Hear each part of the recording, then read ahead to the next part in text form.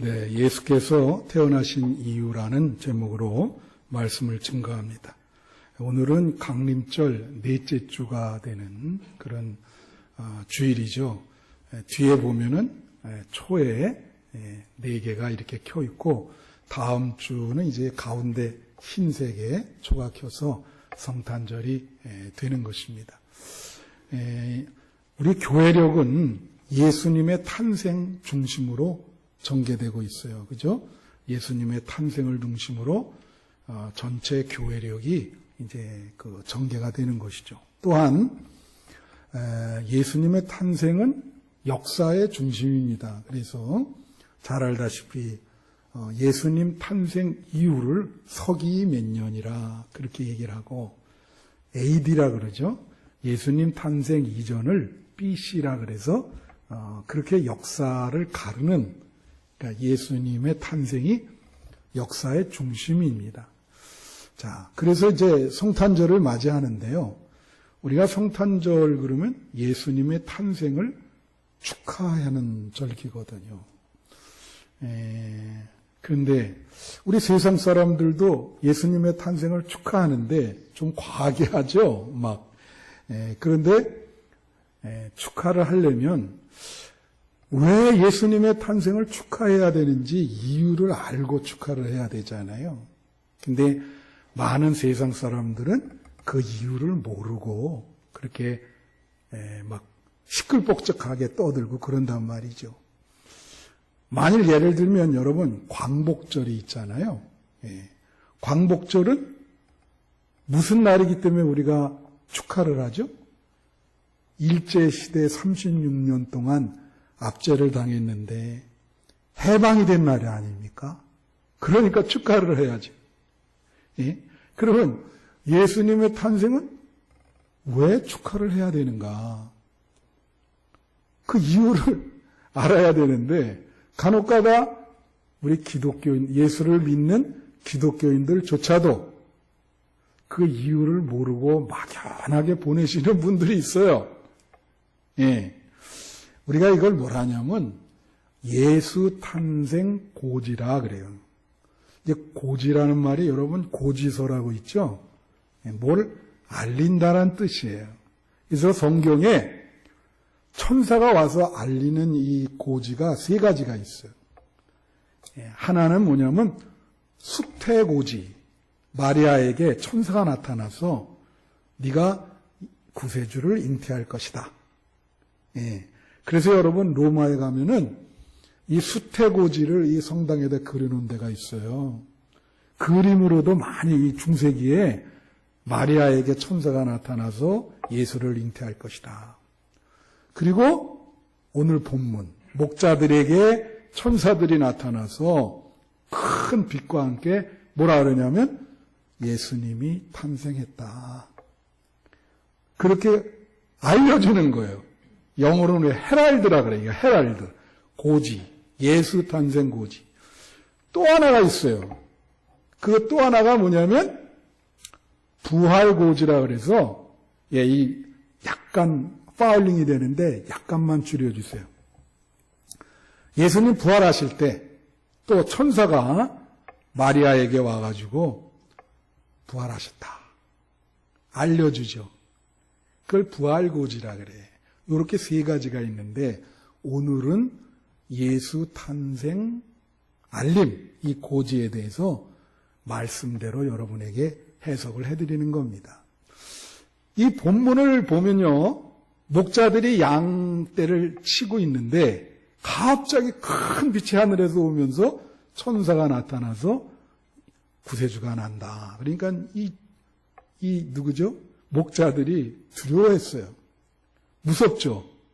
그런데 무서워하지 말라. 그렇게 얘기를 하고, 본문의 구절을요, 지금까지 어떤 분들은 이거를 이중 구조로 해석을 했어요.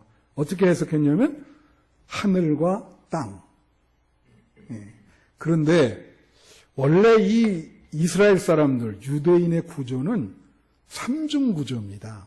삼중구조는 여러분 삼위일체도 그렇고 제가 여러분에게 설교할 때도 늘 3대주로 하잖아요. 그게 3이라고 하는 숫자, 이 삼중구조거든요. 그 본문은 사실은 이중구조보다 삼중구조로 접근을 해야 돼. 그래서 어떻게 되냐면 하늘과 땅과 사람. 그죠? 하늘과 땅과 사람. 그래서 이렇게 하늘과 땅과 사람이라고 하는 이 삼중구조로 한번 구조주의적인 접근이라고 그렇게 말씀드릴 수 있는데 예수 탄생의 의미가 이렇게 삼중의 의미가 있다 하는 것을 여러분에게 말씀을 드리려고 그래요. 첫 번째는 뭐냐면 여기 보면 예수님의 탄생은 하나님께 영광이 된다. 그런 말이 있어요. 이게 14절에 있습니다. 천사들이 한 말이에요. 지극히 높은 곳에서는 하나님께 영광이요. 그렇게 얘기를 했습니다. 자, 예수님의 탄생이 왜 하나님께 영광이 될까요? 이게 두 가지로 설명을 할 수가 있어요. 하나는 약속과 성취입니다. 이 구약 성경에 보면은 하나님께서 계속 예언자를 통해서 약속을 하세요. 너네 그렇게 참 힘들게 사는데 힘들게 사는 너희를 구원할 메시아를 내가 보내겠다. 약속을 했어요. 그래서 예수님이 탄생함으로 그게 성취가 된 거예요. 그래서 그게 영광이 되는 겁니다. 여러분, 인간의 약속과 하나님의 약속, 차이점이 뭐예요? 하나님은 그 약속을 반드시 지킵니다. 반드시 지켜요. 여러분에게 혹시 약속한 거 있으면 하나님이 반드시 지킵니다. 인간은 어떻게 해요? 못 지켜요. 남발하죠, 막. 오늘날 이 정치인들 보면, 그죠? 막 남발하죠. 우리는 못 지키는 경우가 많습니다. 그래서 하나님이 약속한 거를 지키셨기 때문에 그게 예수 그리스도를 통해서 영광이 되셨다. 또 하나는 뭐냐면 완성이라고 하는 뜻이 있어요. 완성됐기 때문에 하나님께 영광이다. 이 완성이라고 하는 것은 다 이루었다. 여러분 성경에 다 이루었다는 말이 3번 나옵니다. 3번. 잘 들으세요. 창세기 2장 1절에 나와요. 여기 보면 뭐라고 나오죠? 천지와 만물이 다 이루어지니라. 이건 뭘 말하냐면 창조의 완성입니다. 다 같이 창조의 완성. 다 이루었어. 목적대로 다 지었어. 그런데 어떤 일이 벌어지냐면 인간에게 자유의지를 줬거든요. 선택할 수 있던 선택권을 줬단 말이지.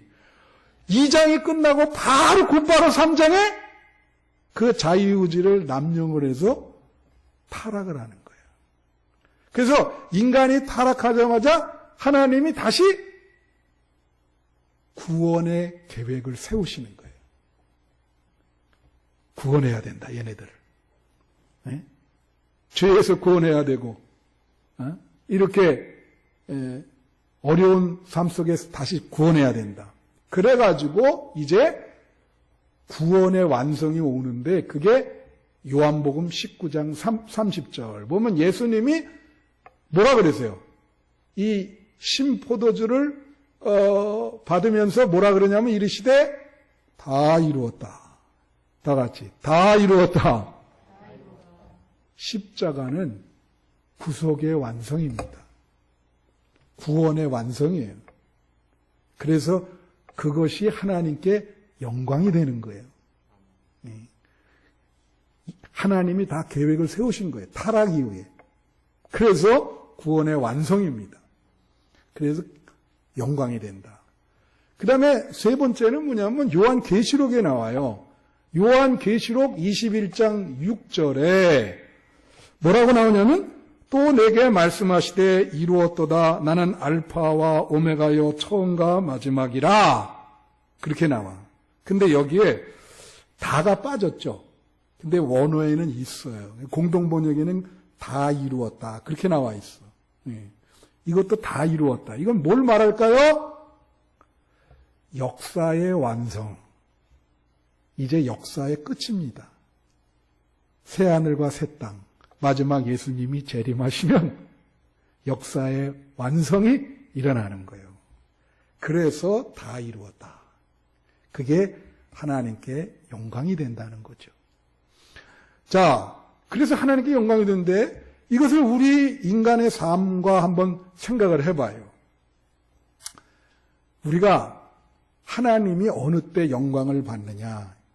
이렇게 예수님이 탄생해서 과업을 다 완수하셨잖아요. 그죠? 십자가 사역.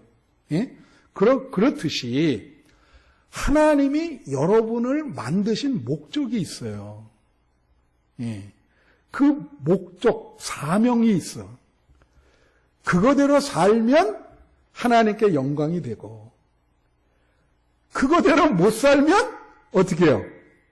하나님의 이름에 누를 끼치게 되고, 하나님의 영광을 가리게 되는 거예요. 볼까요? 이사야 43장 21절에 오면은 뭐라고 나오냐면, 이 백성은 내가 나를 위하여 지었나니 나를 찬송하게 하려 함이라. 오늘 성가대 찬양이 참 은혜로운데 여기 보면 여기서 찬송이라는 거는 비단 노래만 의미하는 게 아닙니다. 여러분 일생의 삶이 하나님을 찬양하는, 하나님을 찬양하기 위해서 우리 인간을 만드셨다는 거예요. 그러니까 여러분 일생의 삶이 하나님을 찬양하고 하나님께 영광 돌리는 삶이 될 때 사명을 완수하고 목적대로 삶으로 하나님이 크게 영광을 받는 거죠. 크게 영광을 받는 거지. 예. 여러분, 제가 말씀드리면 저는 지금까지 이제 과거는 별로 중요하지 않아요. 예. 하나님에게 과거는 늘 용서의 대상입니다. 남은 미래가 있잖아요. 과거가 어떻든 남은 미래는 하나님이 지으신 목적대로 하나님께 영광 돌리는 삶을 사시는 여러분 되시기를 축원합니다. 네. 두 번째, 예수님의 탄생은 땅에 평화를 준다. 그거예요.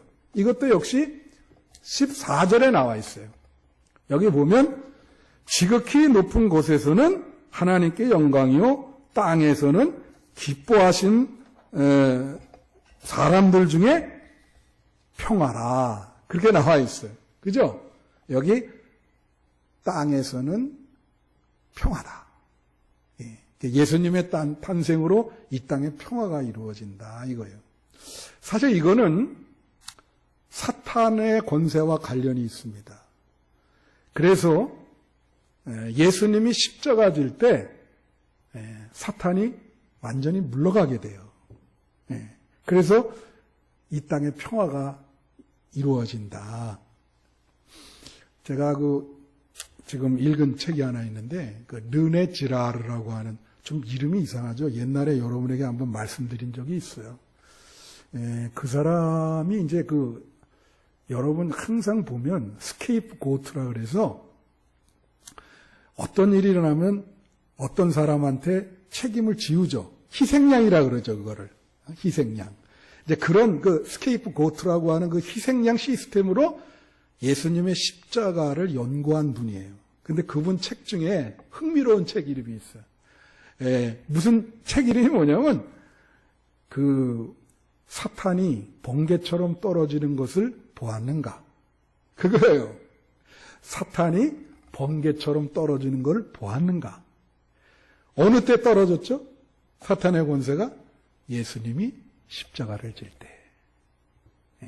사탄은 힘을 못 쓰고 떨어졌어요.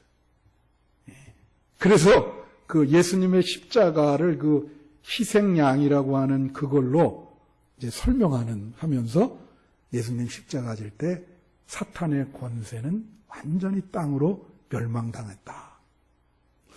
어떻게 그렇게 됐을까? 여러분, 여기 보면 성경 말씀에 한 구절 한 구절을 이렇게 등한시하면 안 돼요. 근데 여기 뭐라고 나오냐면 이렇게 나와요. 하나님이 기뻐하신 사람들 중에 평화로다. 그랬어요. 하나님께 영광이다는 그냥 나왔는데 평화라고 그럴 때는 하나님께서 기뻐하신 사람들 중에 평화다. 이런 거예요. 뭘 뜻할까요? 여러분, 하나님이 기뻐하시는 사람이 있고 하나님이 분노하는 사람이 있습니다. 네? 예를 들어 볼까요? 지금 우크라이나 전쟁이 일어났잖아요. 얼마나 이것 때문에 세계가 고통받아. 우리 권사님이 뭐 인플레 기도했지만 그게 전쟁 때문에 그렇게 된 거예요. 전 세계가 다 경제 침체가 일어나고, 그죠? 죄죠. 하나님, 죽은 숫자도 보니까 엄청 많아요. 그러면 전쟁을 일으킨 사람들에 대해서 하나님이 기뻐할까요? 분노할까요? 당연히 분노하죠. 하나님 살아계신데 그 업보를 어떻게 받으려고. 정책 결정 한 번 하는 바람에 수만 명이 죽고 전 세계가 고통을 당하는 이러한, 하나님이 얼마나 분노하겠어요. 하나님은 그런 죄에 대해서 분노하십니다. 죄와 하나님은 상극이에요. 그리고 사탄은 사람의 마음을 움직여서 그런 죄를 조장해. 성경에 나와 있는 내용이에요, 그게. 맨정신으로 안 된다 이거지. 그런데 그럼 이게 어떻게 하나님이 기뻐하시는 사람이 되나? 여러분, 예수님의 십자가가 무슨 의미가 있죠? 죄를 용서해 주는 그가 가장 크잖아요. 십자가라고 하는 게. 어떤 의미가 있습니까? 자, 죄를 지면 인간이 형벌을 받게 돼 있어요. 우리는 더 일생 동안 죄를 많이 졌기 때문에 정말 하나님과 상극인데, 하나님이 분노하는 사람인데, 예수님이 우리 대신 죄에 대한 벌을 받으셨단 말이야. 그러니까 성경에 보면 그걸 믿으면 너의 죄가 용서를 받는다. 주원 같을지라도 쉬게 될 것이다. 할렐루야. 그러니까 예수님의 탄생, 예수의 십자가를 우리가 믿으면 우리들이 하나님이 분노하는 사람에서부터 하나님이 기뻐하는 사람으로 바뀌는 거예요. 이 신비의 이걸 아십니까? 그렇기 때문에 하나님이 기뻐하는 사람들 중에 평한 거예요. 왜? 예수 그리스도의 탄생으로 말미암아 하나님과 우리와의 관계가 회복이 되는 겁니다.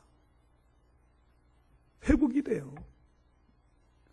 할렐루야. 그래서 예수 그리스도는요, 화해자로 오신 거예요. 에베소서 2장 14절에 보면 뭐라고 나오냐면 여기 이렇게 나오죠. 여기 에베소서 2장 14절. 그는 우리의 화평이신지라 둘로 하나를 만드사 원수된 곳 곧 중간에 막힌 담을 자기 육체로 허시고, 자기 육체로 허신다는 말이 십자가예요. 그래서 그리스도를 믿으면 중간에 막힌 담이 없어진다. 인간과 하나님, 인간과 인간. 그래서 화평을 이룬다. 화평을. 사탄은 이 반대인 거예요. 여러분, 사탄에 대해서 신구약 성경에 많은 묘사가 나오거든요. 한 학기에 해도 모자라요. 그 사탄을 설명하는 게 그렇게 많이 나와요. 근데 사탄이 주로 하는 일이 뭐냐? 거짓말, 그 다음에 갈등을 조장하고, 싸움을 조장하고, 그리고 슬픈 감정을 갖게 하고, 우울한 감정을 갖게, 이게 다 사탄이 하는 일이 성경에 다 나와 있어. 그런데 그 사탄의 권세가 예수 그리스도의 권세 밑으로 떨어진 거예요. 그리고 그리스도의 십자가를 섬기는 모든 교회는 사탄의 권세가 그 교회의 권세 밑에 들어가는 겁니다. 떨어지는 겁니다. 그런데 오늘날 교회들이 이 예수님의 십자가의 권세 위로 사탄의 권세를 올려뜨리는 경우들이 있어요. 참 슬픈 일이죠. 그래서 맨날 교회에서 싸우고 막 그러잖아요. 예수님의 십자가가 더 강한데, 그래서 사탄의 권세는 교회의 권세 밑에 있어야 된다. 자, 화평을 주러 왔다. 그러면 우리도 예수 그리스도를 따라서 화해자가 돼야 돼. 모든 것. 세상에 나가서도 싸움이 있으면 말리는 화해자가 돼야 된단 말이에요. 마태복음 5장 9절에 나오죠. 뭐라고 나옵니까? 마태복음 5장 9절 한번 비춰주시면 여기 보면 뭐라고 나와요? 화평케 하는 자는 복이 있나니 그들이 하나님의 아들이라 일컬음을 받을 것이다. 여기서 하나님의 아들은 예수 그리스도도 의미하지만 우리 하나님의 자녀들을 의미하는 거예요. 그러니까 우리들의 별명이 뭐예요? 화평케 하는 자예요.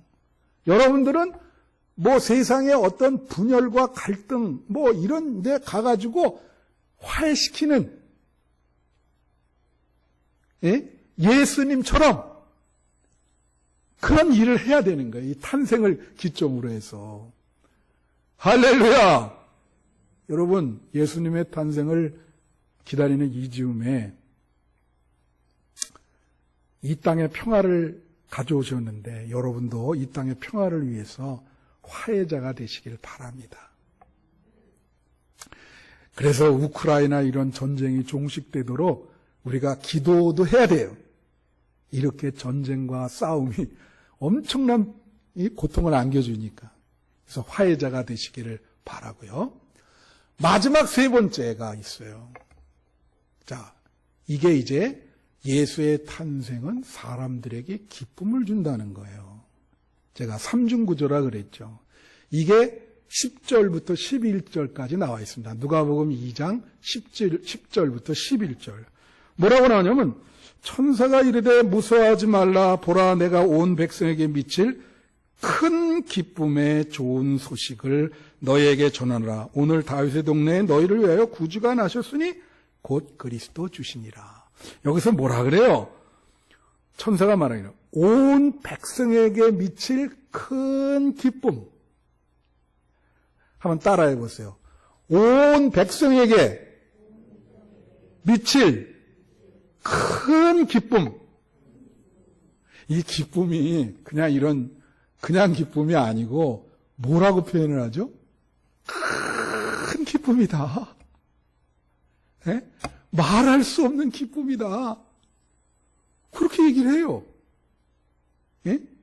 그러면 자, 이게 큰 기쁨이다. 그렇게 얘기를 하는데 이 기쁨은 무슨 기쁨이길래 큰 기쁨이냐? 뭐 여기에 나온 것처럼 이거는 구원의 기쁨입니다. 뭐라 하냐면 다윗의 동네의 구주 그리스도 예수. 구주랑 그리스도는 똑같은 말이에요. 구주라는 말 구세주, 그리스도도 구세주, 구세주가 났으니 큰 기쁨이다. 구세주가 뭡니까? 세상을 고통 속에서 구원해주는 분이 구세주죠. 그럼 이거는 뭘 말하냐면 구원의 기쁨을 말하는 거예요. 구원의 기쁨. 구원의 큰 기쁨을 말하는 거예요. 그죠? 그럼 이걸 아주 쉽게 좀 설명을 하면 이거죠, 여러분. 제가 이제 늘 이렇게 신앙의 현실성으로 쉽게 설명하기를 저는 좋아합니다. 쉽게 말하면 이거예요. 지옥에서 천국으로, 지옥 같은 삶에서 천국 같은 삶으로 구원을 해주겠다. 그거죠. 이거 어떤 분이 흥미로운 글을 쓴 걸 봤어요. 뭐라고 썼냐면, 자기는 지금 현재 우리가 사는 이곳을 지옥이라고 본대요. 흥미롭죠? 사람들은 여기가 지상 낙원이라는데 말도 안 되는 소리를 한다 그러면서 이게 바로 지옥이다 이거죠. 우리가 만약에 구원을 받는다면 지옥에서 천국으로 가는 것이다. 얼마나 인생살이가 힘들면 자기의 삶을 지옥 같은 삶이라 그러겠어요. 지옥에서 천국으로 구원한다는 거죠. 이 천국은 지상에서도 지옥 같은 삶에서 천국 같은 삶으로 구원받는 것이고 죽어서도 천국에 간다. 그렇죠? 그러면 여기 뭐라 하냐면 이것이 구원의 큰 기쁨이고 정말로 예수 그리스도가 우리를 천국으로 인도하는 기쁨인데 제가 여러분에게 하나 물어볼게요. 근데 문제는 성탄절을 맞이하는 지금 여러분에게 그런 기쁨이 있습니까? 물어봐요. 기쁨이 있나? 우리가 성탄절, 저도 그런 걸 좀 느끼는데, 어렸을 때 성탄절, 맨날 새벽성 돌고, 선물 나눠갖고, 정말 즐거웠고 막 그래요. 근데 지금은 전혀 여러분들, 무슨 성탄절 일주일 후에 오는데, 좀 마음이 설레세요? 나이가 들어가는데? 좀, 뭔가 이렇게 기쁘다 그럴까? 기쁨이 있나? 만약에 있잖아요. 여러분이 지금 성탄절을 맞이하는데, 마음에 좀 기쁨이 있다면, 여러분 그래도 예수님을 좀 사랑하는 거예요. 왜 그러냐? 제가 한번 예를 들어볼게요. 지금 한 3, 4년째 사귀는 연인이 있어요. 이제 조금 있으면 결혼을 해. 서로 죽고 못 살아. 예? 근데 상대방이 생일이 다가왔어. 그러면 그 상대방 생일을 축하해 주죠. 막 선물도 준비하고 뭐라 그래요? 그거를 이렇게 깨닫지 못하게 몰래 하는 거 있잖아. 예? 서프라이즈. 예? 그러면서 사랑해. 그러면서 선물 주고 너무 기뻐한다고. 왜 사랑하는 연인에 대해서 그 생일을 축하할 때 기뻐할까요? 축하해주고. 그 이유는 사랑하니까. 당연하죠. 이걸 관계라 그래. 연인의 관계. 그죠? 연인의 관계. 그 예수님이 탄생하는데 기쁜 마음이 없어요. 그럼 뭘 의미하죠? 예수님과 어떤 인격적 관계와 교제가 없다는 얘기예요. 그리고 예수님을 사랑하는 마음이 좀 이런 표현을 쓸 수 있어요. 희박해졌다. 그러니까 예수님 탄생하는데 마음이 그냥 막막해. 어떤 기쁜 마음이 없어. 예? 여러분, 이거는요, 사건의 기쁨이 아니라 사랑의 기쁨입니다. 사랑의 기쁨. 이게 좀 제가 어렵게 이렇게 설명하는데, 사건의 기쁨은 뭐죠? 주변에 막 좋은 일들이 많이 생겨. 그래서 기뻐요. 근데 이 예수님 탄생 기쁨은 그런 기쁨이 아니에요.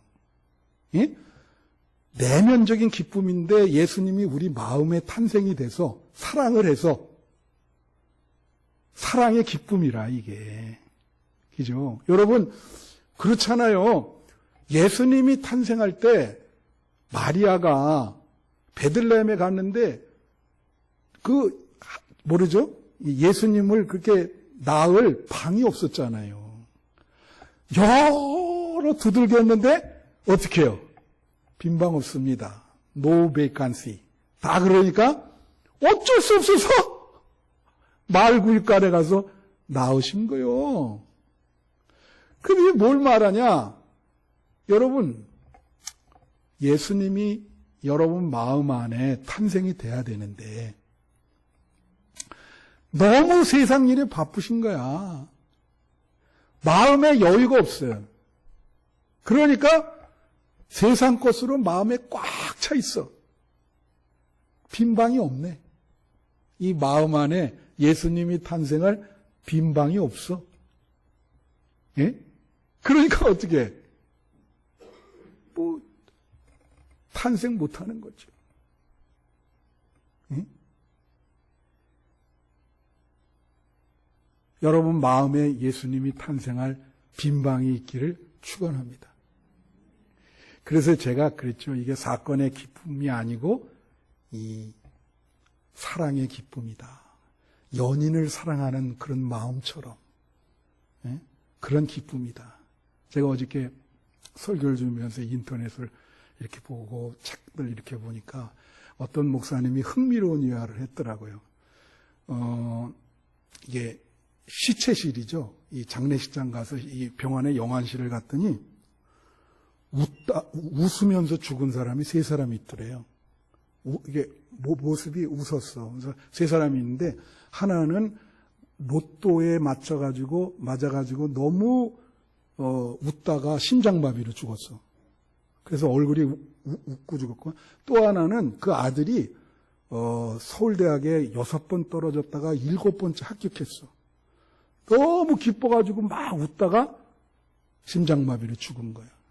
근데 3번째 사람은 번개가 쳤는데 사진 찍는 줄 알고 치즈했다가 죽은 거야. 그래서 3사람이 웃다가 죽었는데 다 뭐야? 사건 때문에 웃은 거예요. 자기 내면의 기쁨이 아니야.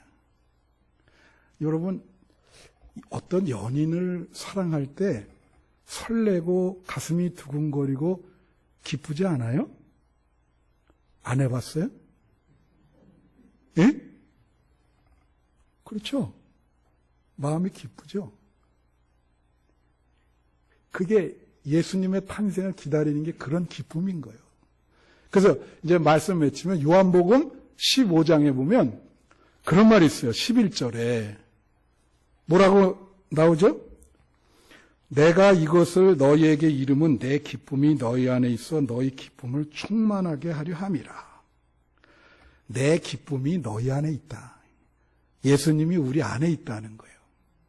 또 시편 16편 11절 보세요. 거기 뭐라고 하냐면 주께서 생명의 길을 내게 보이시니 주의 앞에는 충만한 기쁨이 있고 주의 오른쪽에는 영원한 즐거움이 있다. 주님의 길이 생명의 길이래요.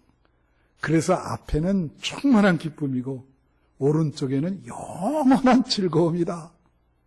이런 기쁨을 아십니까? 요한복음 15장 11절에 이제 말씀 맺히면서 뭐라 그래요? 내가 너희 안에 있으면 충만한 기쁨. 여러분 안에 예수님이 있습니까? 그게 문제예요. 연인이 마음에 있는데 예수님은 없어.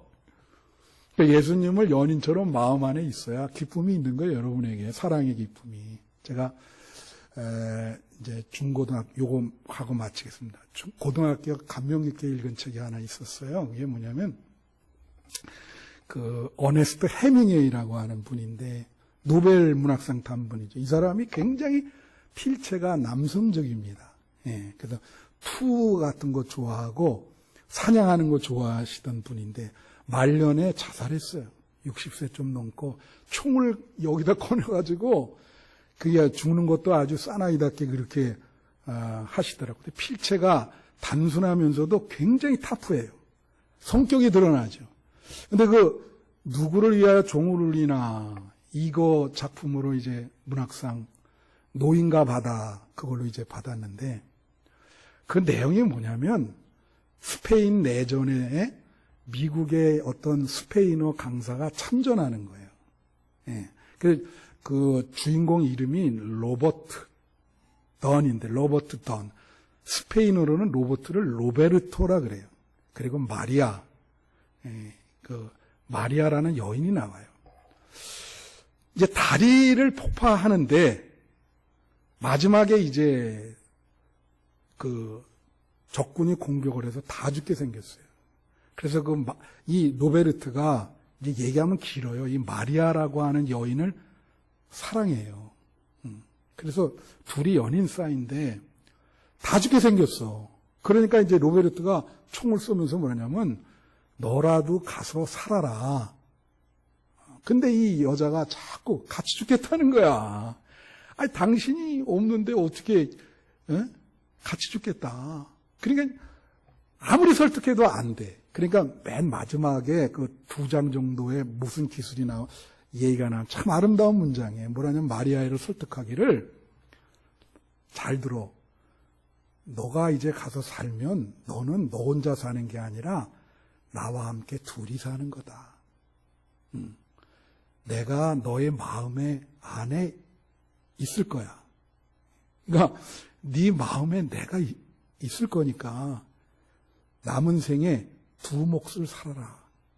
나를 생각하고 내가 너 안에 있을 테니까 우리는 둘이 아니라 하나야. 그러니까 너라도 살면 내가 네 속에서 그래도 같이 살 수 있으니까 너라도 살아.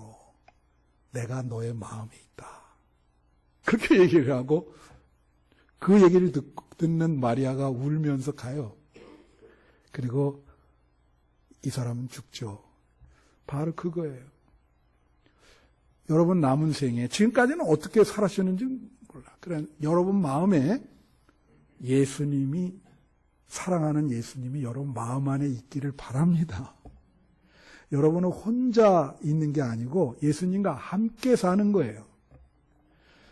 아까 요한복음 15장 11절에 예수님이 함께 하시면 충만한 기쁨이 있다 그랬어요. 예수님과 함께 하면 어떤 어려운 상황이라도 예수님과 같이 사는 거기 때문에 여러분에게 큰 기쁨이 있을 겁니다. 명심하시고 이 성탄절 기다리는 이 절기에 예수님에 대한 사랑을 회복하고 기쁨을 회복하는 우리 한빛교회 성도들이 되시기를 축원합니다. 기도하겠습니다. 하나님